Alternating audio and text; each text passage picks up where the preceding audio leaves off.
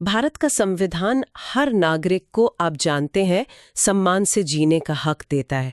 पर सवाल ये है कि क्या ये हक उन तक भी पहुंचता है जिन्हें समाज अक्सर हाशिए पर रखता है, जैसे कि सेक्स वर्कर्स। ये बहुत अहम सवाल है और ये हमें सीधे सुप्रीम कोर्ट के एक बहुत जरूरी फैसले तक ले जाता है। बुधादेव कर्मास्कर बनाम पश्चिम बंगाल राज्य मामला। हाँ, 19 मई 2022 का वो आदेश। ये सिर्फ एक कोर्ट का दस्तावेज नहीं लगता, बल्कि सेक्स वर्कर्स के मानवाधिकारों और उनकी गरिमा पर एक तरह का बयान है। बिल्कुल। और आज हम इसी आदेश को जरा गहराई से देखेंगे। हमारा मकसद सिर्फ ये जानना नहीं कि कोर्ट ने क्या कहा, बल्कि ये समझना है कि कोर्ट का नजरिया क्या था। हाँ, किस नजरिए से देखा कोर्ट ने इसे, खासकर वो अनुच्छेद 21 वाला एंगल, जीवन और स्वतंत्रता का अधिकार। जी बिल्कुल, अनुच्छेद 21 के चश्मे से हम वो सिफारिशें और निर्देश देखेंगे जो सेक्स वर्कर्स की डिग्निटी, उनकी सुरक्षा, उनके जीवन को बेहतर बनाने से जुड़ी हैं। मतलब जो भी इस अदालती प्रक्रिया में सामने आया। तो ठीक है, चलिए समझते हैं कोर्ट ने शुरुआत कैसे की। क्या सीधे कानून की बात हुई? नहीं, कोर्ट ने शुरुआत की एकदम बुनियादी सिद्धांत से, संविधान के अनुच्छेद 21 से। और ये जानना जरूरी है, उन्होंने इसे सिर्फ एक सेक्शन की तरह नहीं देखा, एक गाइड की तरह इस्तेमाल किया। अच्छा। हाँ, कोर्ट ने याद दिलाया कि अनुच्छेद 21 सिर्फ मतलब सांस लेने या फिजिकली जिंदा रहने का हक नहीं है। तो इसका मतलब कहीं ज्यादा बड़ा है। बहुत ज्यादा। कोर्ट ने अपने ही पुराने लैंडमार्क फैसलों का जिक्र किया, जैसे Maneka Gandhi case, Francis Korali मुलिन case. हाँ, वो तो सुने हैं। उन फैसलों ने ही यह स्थापित किया था कि अनुच्छेद 21 में मानवीय गरिमा के साथ जीने का अधिकार शामिल है, पूरी तरह से। यह सिर्फ जीवन नहीं, बल्कि एक मीनिंगफुल, एक सम्मानित जीवन की गारंटी देता है। मानवीय गरिमा सुनने में तो सीधा लगता है, पर कानूनी तौर पर इसके मायने बहुत गहरे हैं ना। बिल्कुल। और कोर्ट ने इसे बिल्कुल सीधे सीधे सेक्स वर्कर्स के कॉन्टेक्स्ट में लागू किया। साफ कहा कि ये जो बेसिक सुरक्षा है, डिग्निटी के साथ जीने का अधिकार, ये सेक्स वर्कर्स और उनके बच्चों पर भी उतनी ही मजबूती से लागू होती है। Exactly. जितना किसी और नागरिक पर। अक्सर होता क्या है, सामाजिक कलंक की वजह से उन्हें न सिर्फ समाज से बाहर रखा जाता है, बल्कि कोशिश होती है कि उनके जो बुनियादी मानवाधिकार हैं वो भी न मिलें। कोर्ट ने इस सोच को चैलेंज किया। तो कोर्ट का मैसेज एकदम क्लियर था, पेशा कोई भी हो, संविधान की नजर में हर इंसान की गरिमा जरूरी है। ये तो अपने आप में ही एक बहुत पावरफुल बात है। सही। इस मामले को आगे बढ़ाने के लिए कोर्ट ने एक एक्सपर्ट पैनल भी बनाया था, राइट? हाँ। कोर्ट ने महसूस किया कि भाई इस मुद्दे के कई पहलू हैं, सोशल हैं, लीगल हैं, प्रैक्टिकल हैं। तो 19 जुलाई 2011 को एक एक्सपर्ट पैनल बनाया गया। इस पैनल को 3 खास काम सौंपे गए थे। अच्छा, क्या काम थे वो? फोकस किस पर था? पहला तो था ट्रैफिकिंग की रोकथाम, मतलब ये पक्का करना कि किसी को जबरदन इस काम में ना धकेला जाए। ठीक है। दूसरा, उन सेक्स वर्कर्स के पुनर्वास, मतलब रिहैबिलिटेशन के रास्ते खोजना जो ये काम छोड़ना चाहती हैं। और तीसरा जो शुरू में था, वो था उन सेक्स वर्कर्स के लिए अनुकूल माहौल बनाना जो काम जारी रखना चाहती हैं। 1 मिनट, तीसरा पॉइंट थोड़ा ध्यान खींच रहा है, काम जारी रखने के लिए अनुकूल माहौल। इसे बाद में बदला गया था क्या? हाँ, बिल्कुल। कोर्ट ने 26 जुलाई 2012 को इसे और क्लियर किया। इसे बदलकर ये कहा गया, सेक्स वर्कर्स के लिए अनुच्छेद 21 के प्रावधानों के अनुसार गरिमा के साथ जीने के लिए अनुकूल परिस्थितियां। अच्छा। ये बदलाव अहम है क्योंकि इसने फोकस सीधे कॉन्स्टिट्यूशनल राइट और डिग्निटी पर ला दिया, बजाय सिर्फ काम करने की कंडीशन पर। समझ गई। तो पैनल ने इन सब पर काम करके अपनी सिफारिशें दी। ये 2016 में आ गई थी, पर उन पर कानून बनने में देर हो रही थी। बिल्कुल। और यहीं पर सुप्रीम कोर्ट ने अपनी जो असाधारण शक्तियां हैं उनका इस्तेमाल किया।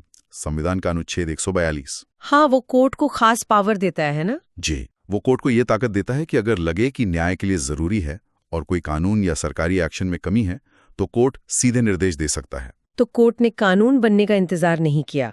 उन्हें लगा कि भाई सेक्स वर्कर्स के मानवाधिकारों से जुड़े कुछ मुद्दे हैं जिन पर फौरन एक्शन चाहिए। तो कोर्ट ने किन अहम सिफारिशों को तुरंत लागू करने को कहा? शायद पहले पुलिस और कानून वाले पहलू पर बात करें, जहां सबसे ज्यादा टकराव होता है। हाँ, सही कहा।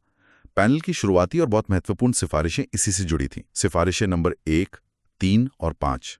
पैनल ने एक बेसिक प्रिंसिपल रखा, क्रिमिनल लॉ सब पर बराबर लागू होना चाहिए और इसका बेसिस होना चाहिए उम्र और सहमति। इसका मतलब क्या हुआ? मतलब अगर कोई अडल्ट है, अपनी मर्जी से काम कर रही है, तो पुलिस का रोल क्या हो? पैनल ने साफ कहा, अगर कोई सेक्स वर्कर अडल्ट है, सहमति से काम कर रही है, तो पुलिस को बेवजह इंटरफेयर करने या उन पर क्रिमिनल एक्शन लेने से बचना चाहिए। देखिए, ये समझना जरूरी है, इंडिया में वॉलंटरी सेक्स वर्क अपने आप में गैर कानूनी नहीं है। अच्छा। हाँ, वेश्यालय चलाना या उसकी कमाई पर जीना वो गैर कानूनी है ITPI एक्ट के तहत। इसीलिए पैनल ने कहा कि जब पुलिस किसी वेश्यालय पर रेड करती है तो उन्हें वहां काम करने वाली अडल्ट और सहमति देने वाली सेक्स वर्कर्स को गिरफ्तार, सजा देना या परेशान नहीं करना चाहिए। ये तो बहुत बड़ा क्लैरिफिकेशन है, क्योंकि अक्सर रेड में सबसे पहले निशाना सेक्स वर्कर्स ही बनती हैं। ये सीधे उनके प्रति पुलिस के रवैये से जुड़ा है। एकदम। पैनल ने माना कि पुलिस का बर्ताव अक्सर सेक्स वर्कर्स के प्रति काफी कठोर, अपमानजनक और कभी-कभी हिंसक भी होता है। उन्हें बेसिक इज्जत तक नहीं दी जाती। लेकर सिफारिश की कि पुलिस और दूसरी लॉ एनफोर्समेंट एजेंसियों को सेक्स वर्कर्स के अधिकारों के प्रति सेंसिटिव बनाया जाए। उन्हें ट्रेनिंग दी जाए कि भाई सेक्स वर्कर्स भी नागरिक हैं और उन्हें संविधान से मिले सारे अधिकार हैं। मतलब पुलिस को याद दिलाया गया कि उनका काम कानून लागू करना है, किसी के पेशे के आधार पर भेदभाव या हिंसा करना नहीं। सही। सिफारिश में साफ लिखा है कि पुलिस को उनके साथ गरिमा से पेश आना चाहिए, गाली गलोच या फिजिकल वायलेंस नहीं करनी चाहिए और ना ही किसी तरह की सेक्सुअल एक्टिविटी के लिए मजबूर करना चाहिए। और अगर कोई सेक्स वर्कर खुद किसी अपराध की शिकायत लेकर आए, जैसे यौन हमला, हाँ, उस पर भी सिफारिश है थी। कहा गया कि अगर कोई सेक्स वर्कर यौन हमले की शिकार होती है तो उसे वो सारी सुविधाएं और अधिकार मिलने चाहिए जो किसी भी दूसरी सर्वाइवर को मिलते हैं। इसमें सबसे जरूरी है CRPC की धारा 357C के तहत तुरंत और मुफ्त मेडिकल हेल्प का अधिकार, कोई भेदभाव नहीं। ये तो बराबरी के सिद्धांत को पक्का करता है। अच्छा, अब उन जगहों की बात करते हैं जहां कई बार सेक्स वर्कर्स को उनकी मर्जी के बिना रखा जाता है, प्रोटेक्टिव होम्स। हाँ, पैनल ने सिफारिश 4 यानी चौथी में राज्य सरकारों को कहा कि वो ITPA के तहत चलने वाले सभी प्रोटेक्टिव होम्स का सर्वे करें। सर्वे क्यों? मकसद था ये जांचना कि कहीं एडल्ट औरतों को उनकी मर्जी के खिलाफ तो नहीं रखा गया है, और अगर ऐसा है तो उनकी रिहाई के लिए एक टाइम लिमिट के अंदर एक्शन लिया जाए। किसी को उसकी मर्जी के खिलाफ कैद नहीं कर सकते सिर्फ इसलिए कि वो सेक्स वर्कर है। पहचान और प्राइवेसी का मुद्दा भी बहुत अहम है, खासकर मीडिया कवरेज को लेकर। हाँ, ये आजकल बहुत जरूरी है। पैनल ने सिफारिश 6 यानी छठी में प्रेस काउंसिल ऑफ इंडिया से आग्रह किया कि वो मीडिया के लिए गाइडलाइंस जारी करें। कैसी गाइडलाइंस? ऐसी कि जब भी पुलिस कोई गिरफ्तारी, रेड या रेस्क्यू ऑपरेशन करे तो सेक्स वर्कर्स की पहचान उजागर ना हो, चाहे वो पीड़ित हों या आरोपी। उनकी तस्वीरें या ऐसे वीडियो पब्लिश या टेलीकास्ट ना किए जाएं जिनसे उनकी आइडेंटिटी पता चले। और इलेक्ट्रॉनिक मीडिया का जो इतना दखल बढ़ गया है, बिल्कुल उसके लिए उस पर भी पैनल ने ध्यान दिया। उन्होंने कहा कि IPC की धारा 354C जो ताक-झांक यानी वॉयरिज्म को अपराध मानती है, उसे इलेक्ट्रॉनिक मीडिया के खिलाफ सख्ती से लागू किया जाए, क्योंकि अक्सर रेस्क्यू ऑपरेशन की रिपोर्टिंग के नाम पर सेक्स वर्कर्स और उनके क्लाइंट्स की तस्वीरें या फुटेज बिना सहमति के दिखा दिए जाते हैं। ये उनकी प्राइवेसी और डिग्निटी का उल्लंघन है। बिल्कुल। स्वास्थ्य से जुड़े उपायों के बारे में भी कुछ था। हाँ, सिफारिश V में ये कहा गया कि अगर सेक्स वर्कर्स अपनी हेल्थ और सेफ्टी के लिए कोई उपाय अपनाते हैं, जैसे कॉन्डम का इस्तेमाल करना, तो इसे न तो अपराध माना जाए, न ही इसे किसी अपराध के सबूत के तौर पर इस्तेमाल किया जाए। ये तो उनके हेल्थ के अधिकार का हिस्सा हुआ। सही कहा, इसे पॉजिटिव तरीके से देखा जाना चाहिए। ये सब तो हुए उनके अधिकारों की रक्षा और गरिमा की बात, लेकिन क्या उनकी आवाज को पॉलिसी मेकिंग में शामिल करने की भी बात हुई? हाँ, पैनल ने सिफारिश IV में कहा कि केंद्र और राज्य सरकारों को सेक्स वर्कर्स या उनके जो संगठन हैं उनको उन सभी फैसलों में शामिल करना चाहिए जो सीधे उनसे जुड़े हैं। मतलब उनसे जुड़े कानून, पॉलिसी या प्रोग्राम बनाते वक्त उनकी राय ली जाए, उनकी जरूरतें समझी जाएं। लेकिन शायद ये उन सिफारिशों में से थी जिस पर सरकार को आपत्ति थी। हाँ, कोर्ट के आदेश में यह लिखा है कि भारत सरकार को इस सिफारिश पर और एक और सिफारिश पर आपत्ति थी, इसलिए कोर्ट ने कहा कि इन पर बाद में डिटेल में सुनवाई होगी। यह दिखाता है कि पॉलिसी मेकिंग में सीधी भागीदारी का मुद्दा अभी भी थोड़ा बहस का विषय है। कानूनी जानकारी की कमी भी अक्सर शोषण की वजह बनती है, इस पर कुछ था? बिल्कुल।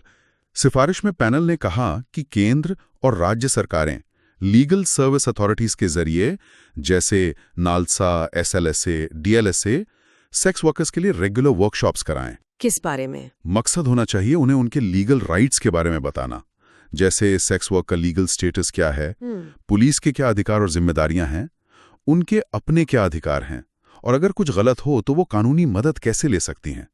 जानकारी उन्हें ताकत दे सकती है। और एक बहुत ही सेंसिटिव पहलू, सेक्स वर्कर्स के बच्चे, उनके बारे में क्या कहा गया? ये पैनल की सिफारिश एक्स थी और ये वाकई बहुत नाजुक मुद्दा है। पैनल ने कहा कि किसी भी बच्चे को उसकी मां से सिर्फ इसलिए अलग नहीं किया जाना चाहिए कि मां सेक्स ट्रेड में है। अगर कोई नाबालिग बच्चा किसी वेश्यालय में या सेक्स वर्कर्स के साथ रहता हुआ मिले तो सीधे ये मान लेना कि उसकी ट्रैफिकिंग हुई है, ये गलत होगा। तो अगर मां कहती है कि बच्चा उसी का है तो? पैनल ने सुझाव दिया कि जरूरत पड़ने पर साइंटिफिक तरीके जैसे डीएनए टेस्ट अपनाए जा सकते हैं ताकि पता चले कि मां का दावा सही है या नहीं। और अगर यह साबित हो जाए कि बच्चा उसी का है तो उसे मां से जबरन अलग नहीं किया जाना चाहिए। हर फैसले में बच्चे का हित सबसे ऊपर होना चाहिए। इस सिफारिश पर भी सरकार को आपत्ति थी, जैसा आपने पहले बताया था। हाँ, इस पर भी सरकार ने आपत्ति जताई थी और कोर्ट ने इसे भी आगे विचार के लिए रख लिया। ये फिर से दिखाता है कि बच्चों से जुड़े मुद्दे कितने कॉम्प्लेक्स होते हैं, खासकर जब वो मार्जिनलाइज्ड कम्युनिटी से जुड़े हों। तो इन सभी सिफारिशों को देखते हुए कोर्ट ने फाइनली क्या ठोस निर्देश दिए? कोर्ट ने फौरी तौर पर 6 सिफारिशों को लागू करने का साफ निर्देश दिया।